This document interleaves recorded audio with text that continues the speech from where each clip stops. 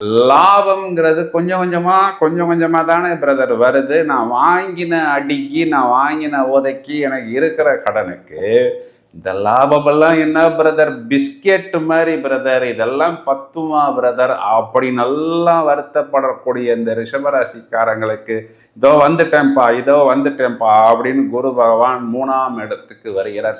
யாரெல்லாம் திருமணத்துக்காக ஏங்கி கொண்டிருக்கிறார்களோ, காத்து கொண்டிருக்கிறார்களோ, சார் பக்கத்துல வரைக்கும் வருது சார், கடைசியில பேச ஆரம்பிச்சதுக்கு அப்புறம் கட் ஆயிடுது சார், இப்படி நல்லா சொல்லக்கூடிய நபர்களுக்கு நிறைய பேர் திருமணம் ஆனதுக்கு அப்புறம், சார் திருமணம் ஏண்டா ஆச்சு சார், ஆகிறதுக்கு முன்னாடியே எனக்கு நல்லா இருந்துச்சு சார், இப்போ பாருங்க சார் என்னைக்கு போட்டு குத்துன்னு குத்துது சார், இப்படி நல்லா வருத்தப்படக்கூடிய நபர்களுக்கு உங்கள் லைஃப் பார்ட்னரே உங்களை டாமினேட் செய்து கொண்டிருப்பார். டாமினேட் பண்ணினாலும் பரவாயில்ல, அது ஒரு நல்லதுக்கு இருக்குமா அப்படின்னா நல்லதுக்கு இல்லாமல் கோபமாகவும் வக்கரமாகவும் ஒரு ஈகோ கிளாஷாகவும் இருக்கும்.